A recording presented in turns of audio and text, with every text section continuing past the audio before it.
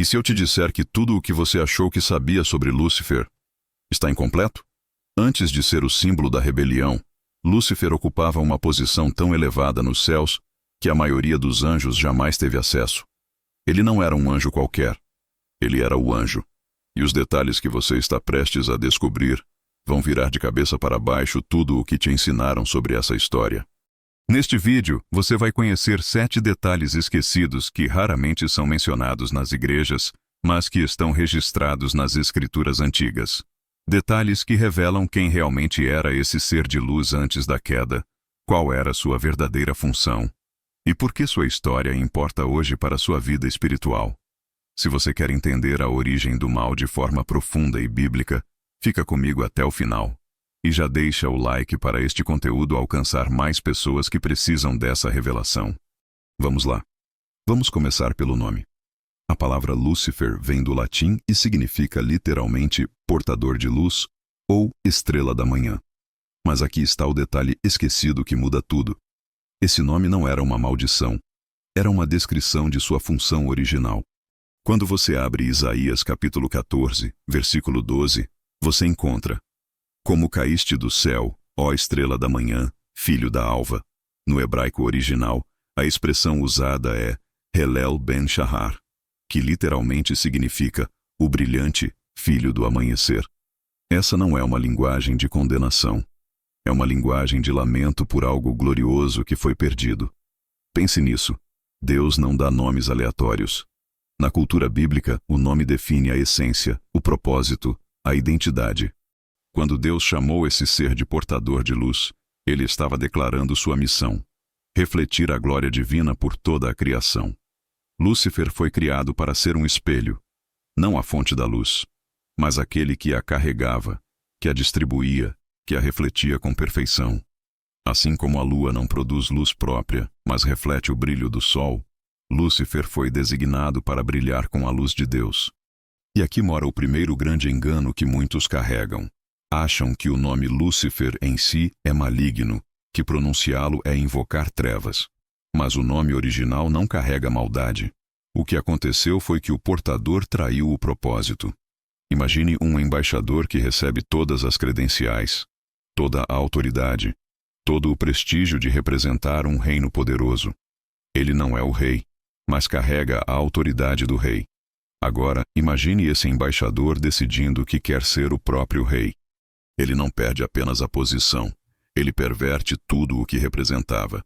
Foi exatamente isso que aconteceu com Lúcifer. O problema nunca foi o nome. O problema foi o orgulho que corrompeu aquele que carregava o nome. Ele foi criado para refletir, mas quis ser refletido. Foi criado para apontar para Deus, mas quis que apontassem para ele. E sabe o que é mais impressionante? Até hoje, essa é a essência de toda tentação espiritual. A serpente no Éden não ofereceu a Eva algo ruim. Ela ofereceu conhecimento, sabedoria, a promessa de ser como Deus. O engano não estava em desejar coisas boas, mas em buscar essas coisas fora de Deus, independente de Deus. Lúcifer nos ensina uma verdade que dói. Até os dons e talentos mais extraordinários podem ser corrompidos pelo orgulho. Ele tinha tudo: beleza, sabedoria, acesso a Deus, mas perdeu tudo porque não reconheceu a fonte. Quantas pessoas hoje vivem o mesmo drama? Recebem talentos de Deus, conquistam sucesso, influência, admiração, e lentamente começam a acreditar que são a fonte do próprio brilho. Esquecem que são espelhos, não sóis. O nome Lúcifer deveria ser um lembrete constante. Você foi criado para refletir a glória de outro, não para roubar essa glória para si mesmo. E quando você entende isso, quando você vive isso, aí sim você brilha de verdade. Mas o nome é apenas o começo. Porque a posição que Lúcifer ocupava nos céus era tão elevada, tão única, que quando você descobre, tudo faz ainda mais sentido. Ezequiel capítulo 28 nos dá detalhes que a maioria das pessoas simplesmente ignora. E quando você entende o que esse texto está revelando, a dimensão da queda de Lúcifer se torna assustadoramente clara. Versículo 14. Tu eras o querubim ungido que cobre, e te estabeleci. No monte santo de Deus estavas, no meio das pedras afogueadas andavas. Presta atenção nessa palavra, querubim ungido. Não é um anjo comum. Não é apenas mais um ser celestial na multidão. É um querubim. E não um querubim qualquer. O querubim ungido que cobre. Deixa eu te explicar por que isso é absolutamente extraordinário. Na hierarquia angelical revelada nas Escrituras, existem diferentes classes de seres.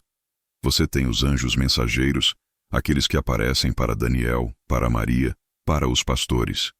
Você tem os arcanjos, como Miguel, que lideram exércitos celestiais. Você tem os serafins, aqueles seres de 6 asas que clamam Santo, Santo, Santo, diante do trono em Isaías 6. E então, você tem os querubins.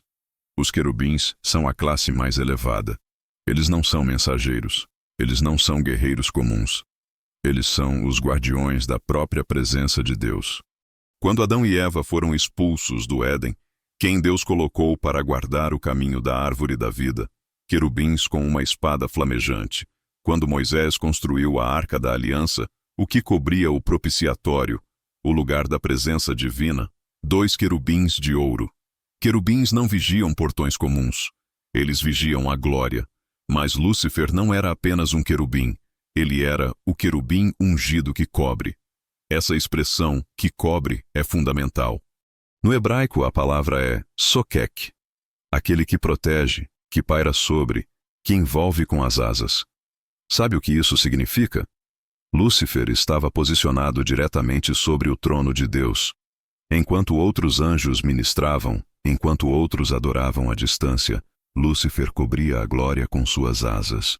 Ele tinha uma proximidade com Deus que nenhum outro ser criado possuía. Pensa na responsabilidade disso. Pensa no privilégio disso. Ele não ouvia sobre Deus através de outros. Ele não recebia revelações de segunda mão. Ele estava lá, face a face, no epicentro da glória divina, respirando, se é que anjos respiram, a própria atmosfera da santidade. E o texto continua. No Monte Santo de Deus estavas. O Monte de Deus é a linguagem bíblica para o lugar do governo divino, o centro do trono celestial. Lúcifer não estava nas periferias do céu. Ele estava no topo, no comando, no lugar de maior honra. Agora entende por que a queda dele é tão chocante? Não foi ignorância. Não foi falta de conhecimento. Não foi porque ele estava distante de Deus e não o conhecia bem. Foi justamente o oposto. Ele conhecia a Deus de uma forma que você e eu nem podemos imaginar. Ele via a glória que profetas como Isaías e Ezequiel viram apenas em visões arrebatadoras, e mesmo assim, ele se rebelou. Isso nos ensina algo profundo e perturbador. Proximidade com Deus não garante fidelidade a Deus. Conhecimento de Deus não garante obediência a Deus. Você pode estar na igreja toda semana, pode conhecer a Bíblia de capa a capa, pode até ter experiências espirituais poderosas, e ainda assim ter um coração dividido. Lúcifer é a prova de que acesso não é o mesmo que rendição.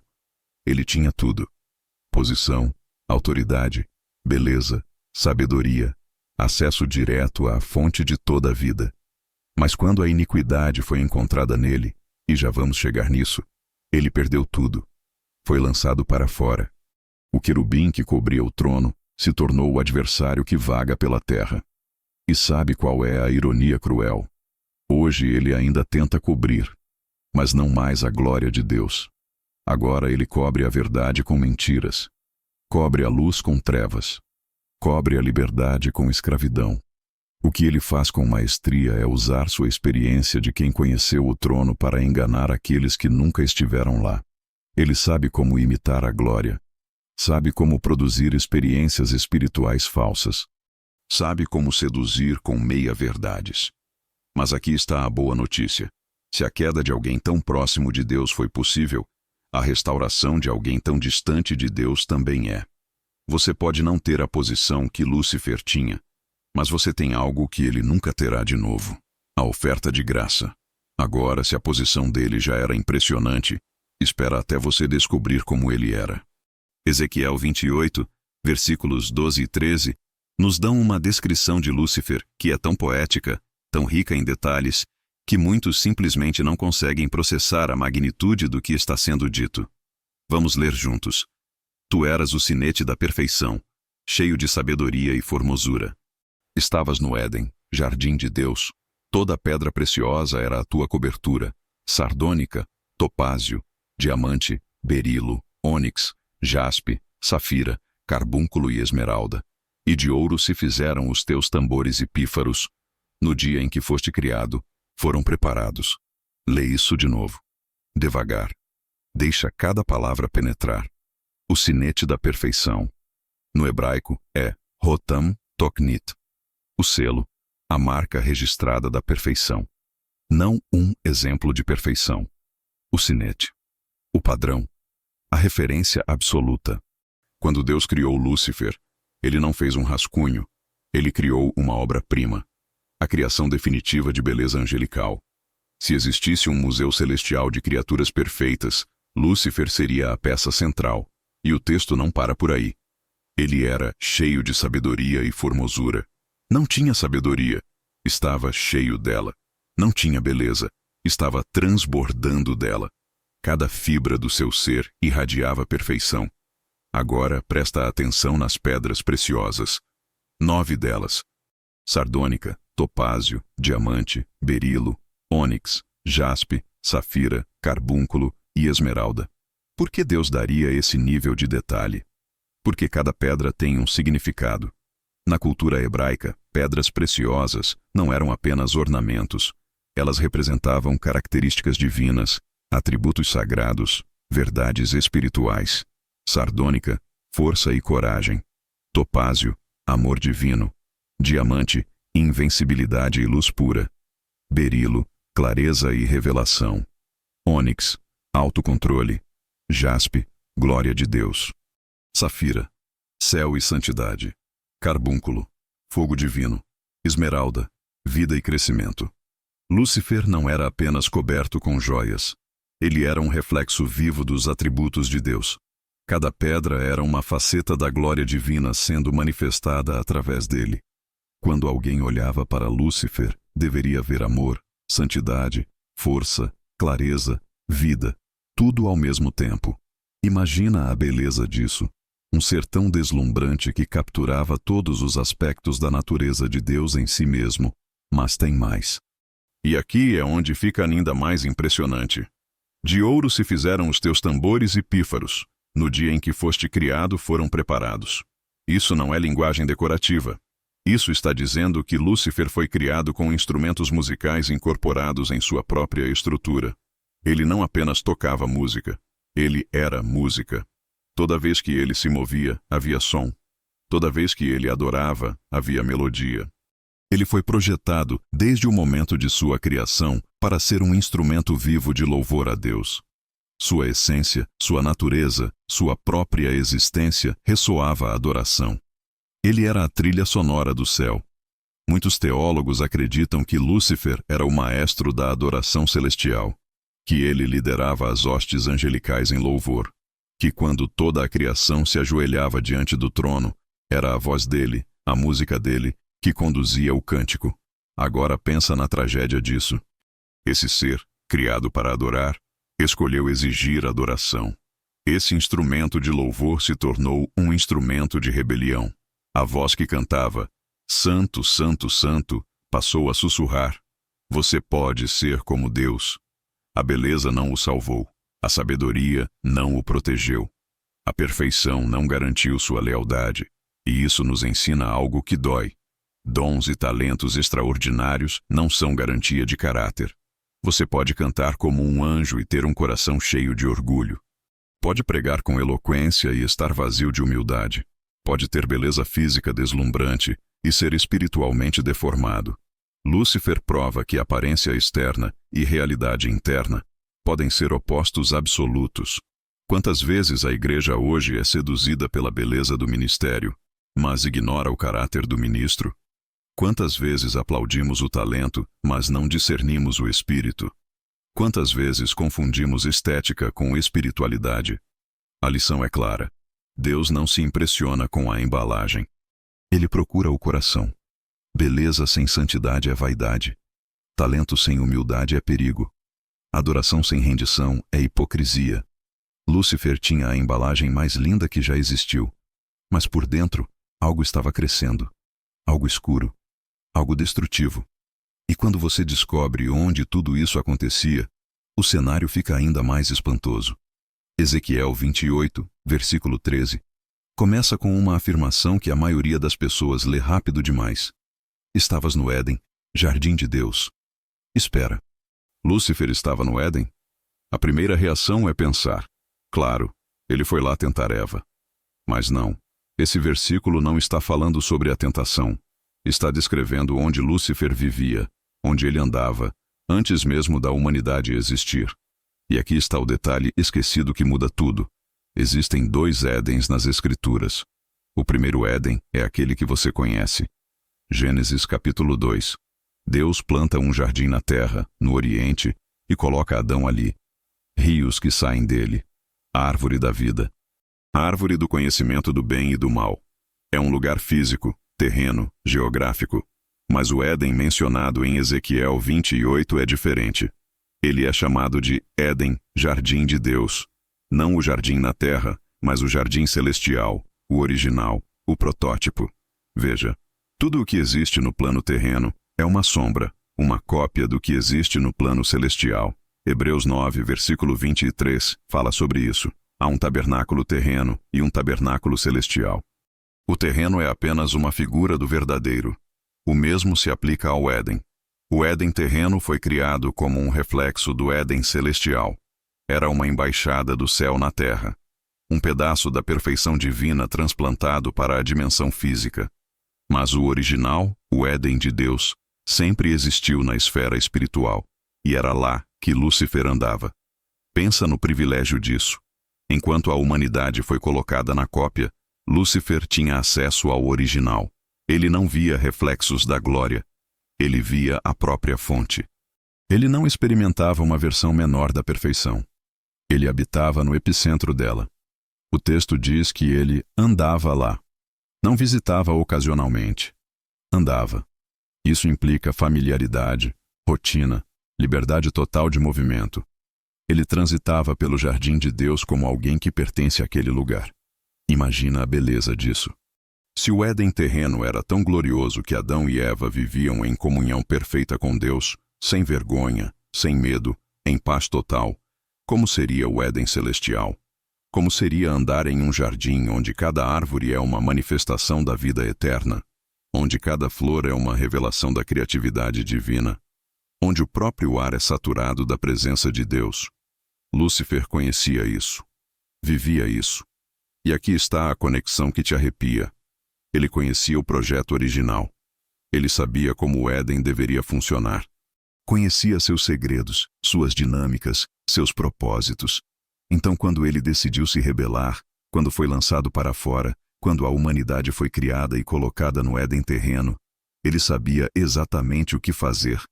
Ele não chegou ao jardim de Adão e Eva como um estranho. Ele chegou como alguém que conhecia o lugar melhor do que eles. Ele estudou o original. Ele sabia qual árvore atacar. Sabia qual estratégia usar. Sabia explorar a liberdade que Deus havia dado porque ele mesmo tinha abusado dessa liberdade. Ele usou conhecimento sagrado para propósitos malignos. E não é exatamente isso que ele ainda faz hoje? Ele conhece as Escrituras melhor do que muitos cristãos. Ele esteve na presença de Deus. Ele sabe como as coisas espirituais funcionam. E ele usa esse conhecimento para distorcer, para enganar, para destruir. Quando ele tentou Jesus no deserto, o que ele fez? Citou a Bíblia. Pegou verdades sagradas e as torceu só o suficiente para parecerem razoáveis, mas levarem à destruição. Isso nos ensina algo crucial. Conhecimento espiritual sem caráter transformado é perigoso. Você pode conhecer todos os segredos do reino e ainda assim usá-los contra o reino. Pode ter acesso aos mistérios de Deus e corrompê-los para servir a si mesmo. Há pessoas hoje que andam nas igrejas, que conhecem a linguagem cristã, que sabem como os sistemas espirituais funcionam, mas que no fundo estão usando tudo isso para manipular, controlar, explorar. Elas são como Lúcifer, conhecem o Éden, mas perderam o direito de andar nele. A grande diferença é a motivação do coração. Lúcifer andava no Éden de Deus, mas em algum momento parou de se maravilhar com o Criador do jardim e começou a se maravilhar consigo mesmo dentro do jardim. Ele esqueceu que era um visitante privilegiado, não o dono. E quando isso acontece, quando você confunde acesso com propriedade, privilégio com direito, bênção com merecimento, você está a um passo de repetir a tragédia dele. Mas como isso começou? Como um ser que andava no jardim de Deus, que vivia na perfeição, chegou ao ponto de se rebelar? A resposta está no que foi encontrado dentro dele. Ezequiel 28, versículo 15. Esse é talvez o versículo mais perturbador de toda a passagem. Perfeito eras nos teus caminhos, desde o dia em que foste criado, até que se achou iniquidade em ti. Lê de novo essa frase. Até que se achou iniquidade em ti. A palavra achou é absolutamente fundamental. No hebraico original é matzah, encontrar, descobrir, deparar-se com algo. Não foi colocada, não foi implantada, não foi injetada de fora. Foi encontrada. Isso significa que a iniquidade surgiu de dentro dele. Não veio de Deus. Deus não cria o mal. Não veio de outro anjo. Ninguém tentou Lúcifer. Veio dele mesmo, das profundezas do seu próprio ser. E isso levanta uma das perguntas teológicas mais complexas de todas. Como o mal pode surgir em um ser perfeito? Como alguém criado sem defeito pode gerar imperfeição? A resposta está no livre-arbítrio. Deus criou Lúcifer perfeito, mas não criou um robô. Criou um ser com capacidade de escolha real. E escolha real inclui a possibilidade de escolher errado. Amor forçado não é amor. Obediência programada não é fidelidade. Deus quis seres que o amassem por decisão, não por programação. E aí mora o risco e a glória da liberdade. A palavra iniquidade no hebraico é avon. Ela não significa apenas pecado no sentido geral. Ela carrega a ideia de perversão, de distorção, de algo que foi torcido para fora do seu design original. Lúcifer não criou algo novo. Ele distorceu algo que já existia. Pegou sua beleza e a torceu em vaidade. Pegou sua sabedoria e a torceu em arrogância. Pegou sua posição e a torceu em ambição. Mas como isso começou? Como a primeira fagulha de rebelião acendeu dentro de um ser perfeito? Isaías 14, versículos 13 e 14, nos dá a janela para dentro da mente de Lúcifer. 5 declarações. 5 eu farei. 5 estágios da queda. Tu dizias no teu coração: eu subirei ao céu, eu exaltarei o meu trono acima das estrelas de Deus. Eu me assentarei no monte da congregação, subirei acima das alturas das nuvens, e serei semelhante ao Altíssimo. 5 vezes. Primeiro, eu subirei ao céu. Ambição de transcender sua posição. Segundo, eu exaltarei meu trono acima das estrelas de Deus. Desejo de autoridade sobre outros anjos. Terceiro, eu me assentarei no monte da congregação. Querer ocupar o lugar de governo. Quarto, subirei acima das alturas das nuvens. Tentativa de alcançar a glória que pertence só a Deus. Quinto, serei semelhante ao Altíssimo. O ápice da rebelião. Igualdade com Deus. Percebe a progressão? Começou com um pensamento. Um único pensamento de, e se eu? E esse pensamento não foi repreendido, não foi rejeitado, não foi levado cativo. Ele foi nutrido. E pensamentos nutridos se tornam desejos. Desejos nutridos se tornam planos. Planos nutridos se tornam ações. E ações nutridas se tornam rebeliões. Tiago 1, versículos 14 e 15, descrevem exatamente esse processo. Cada um é tentado, quando atraído e engodado pela sua própria concupiscência. Depois, havendo a concupiscência concebido, dá à luz o pecado. E o pecado, sendo consumado, gera a morte. Lúcifer viveu isso antes de Tiago escrever sobre isso. O pecado começou como uma ideia. Uma ideia sobre si mesmo. Uma ideia que deslocou Deus do centro e colocou o eu no trono. E aqui está o alerta assustador para nós. A mesma dinâmica acontece hoje. Todo pecado começa na mente antes de se manifestar nas mãos. Toda traição começa com um pensamento antes de se tornar uma ação. Todo afastamento de Deus começa com uma pequena distorção no coração antes de se tornar uma rebelião aberta. Paulo entendeu isso.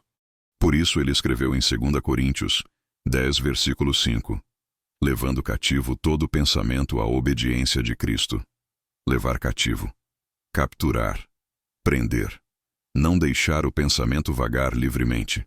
Porque pensamentos livres demais podem se tornar pensamentos perigosos, e pensamentos perigosos podem se tornar decisões destrutivas. Lúcifer nos ensina que não existe só um pensamento. Existe a primeira fagulha, que se não for apagada, pode incendiar toda uma existência. Ele era perfeito até que permitiu que a iniquidade crescesse dentro dele. Não aconteceu de repente. Foi um processo. Uma erosão lenta da pureza. Um desgaste gradual da devoção. E quando a iniquidade finalmente foi achada, ela já tinha raízes tão profundas que não havia mais volta. O querubim ungido se tornou o adversário caído. O portador de luz se transformou no príncipe das trevas. Mas ele não caiu sozinho. E quando você descobre quantos foram com ele, a magnitude da tragédia se torna ainda maior. Apocalipse 12, versículo 4. João está tendo uma visão do conflito celestial, e ele escreve algo que deveria nos deixar sem fôlego. E a sua cauda levou após si a terça parte das estrelas do céu, e lançou-as sobre a terra. Terça parte das estrelas do céu. Agora, você pode estar pensando, estrelas, estamos falando de astronomia aqui? Não. Na linguagem bíblica, estrelas são frequentemente uma metáfora para anjos. Jó 38, versículo 7 fala sobre quando Deus criou a terra. As estrelas da alva juntas alegremente cantavam, e todos os filhos de Deus rejubilavam. Estrelas da alva que cantam? Esses são anjos. Apocalipse 1, versículo 20, o próprio Jesus explica. As 7 estrelas são os anjos das 7 igrejas.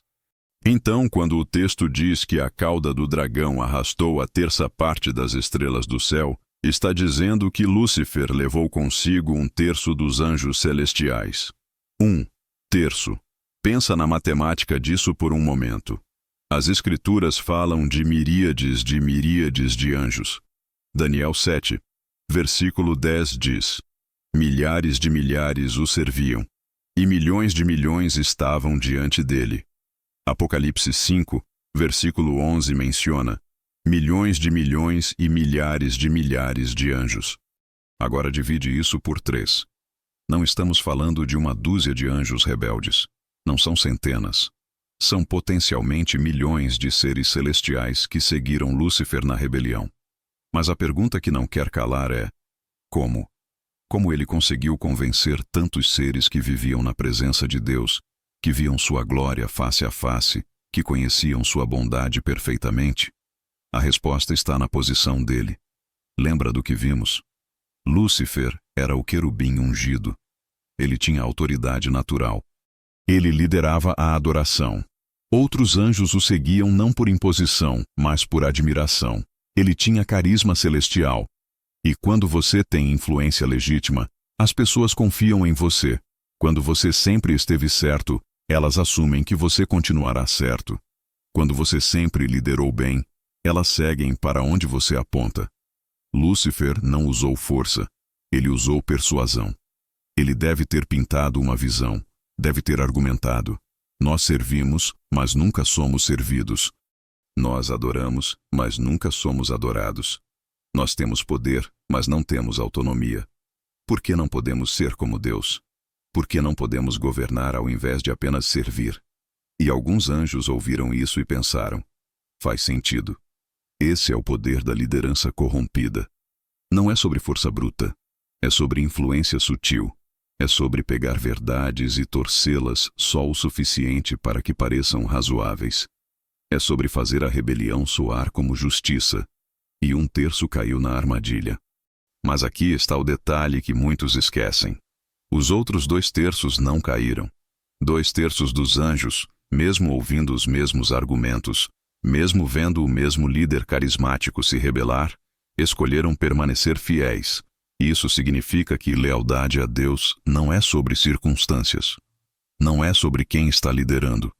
Não é sobre quão persuasivo é o argumento contrário. É sobre a quem você escolhe servir quando as opções estão na mesa.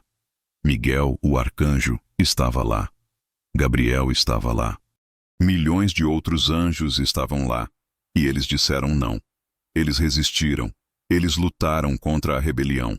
Apocalipse 12, versículos 7 a 9, descreve a guerra. E houve batalha no céu.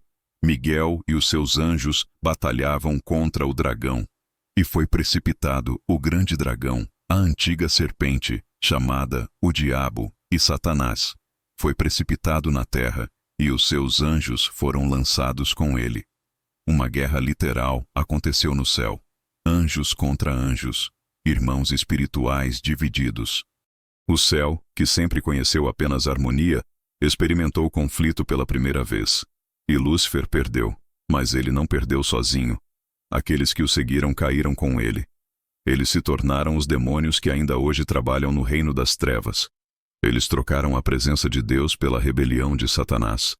E aqui está a lição devastadora. Quem você segue determina onde você termina.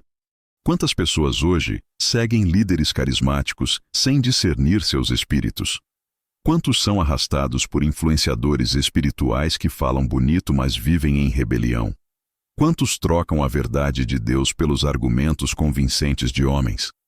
Liderança sem caráter é manipulação. E seguidores sem discernimento se tornam vítimas. Lúcifer nos ensina que influência é uma responsabilidade sagrada, não um privilégio para autopromoção. Ele tinha plataforma e a usou para destruir. Ele tinha voz e a usou para enganar. Ele tinha seguidores e os levou para a perdição. Todo líder espiritual deveria tremer diante dessa história. E todo seguidor deveria aprender. Não siga homens cegamente. Teste os espíritos. Examine os frutos. Compare tudo com a palavra. Porque o carisma pode seduzir, mas só a verdade liberta. 1/3 caiu. 2/3 permaneceram. A diferença não foi a intensidade da tentação. Foi a firmeza da escolha. Mas tem ainda um detalhe final que a maioria ignora completamente. E quando você descobre, toda a história ganha uma camada ainda mais profunda. Aqui está o detalhe mais esquecido e talvez o mais impactante de todos. O tom de Ezequiel 28 não é de condenação fria, é de lamento profundo. Quando você lê o capítulo inteiro, percebe que não é um decreto jurídico seco, é um choro. Uma lamentação por algo precioso que foi perdido. No hebraico, esse tipo de texto é chamado de quiná, um lamento fúnebre. É o mesmo estilo literário usado no livro de Lamentações, quando Jeremias chora sobre a destruição de Jerusalém. É a linguagem da tristeza, não da vingança. Olha como o texto começa. Filho do homem, levanta uma lamentação sobre o rei de Tiro. A palavra lamentação ali é quiná. Deus não está apenas declarando um julgamento. Ele está chorando uma perda. Pensa nisso. Deus criou Lúcifer. Investiu nele beleza, sabedoria, posição, propósito. Lúcifer era uma obra-prima divina. E agora essa obra-prima estava destruída. Não por falha do Criador, mas por escolha da criatura. E Deus lamenta. Ezequiel 33, versículo 11. Deus declara: Não tenho prazer na morte do ímpio, mas em que o ímpio se converta do seu caminho e viva. Se Deus não se alegra na morte de humanos ímpios, quanto mais na queda de um ser que esteve tão perto dele. Essa é a revelação que muitos perdem. Deus não criou Lúcifer para que ele caísse. Ele não planejou a rebelião. Ele não orquestrou a queda para ter um vilão cósmico. Ele criou Lúcifer com um propósito glorioso, e esse propósito foi traído. A queda de Lúcifer representa a primeira grande dor de Deus na criação.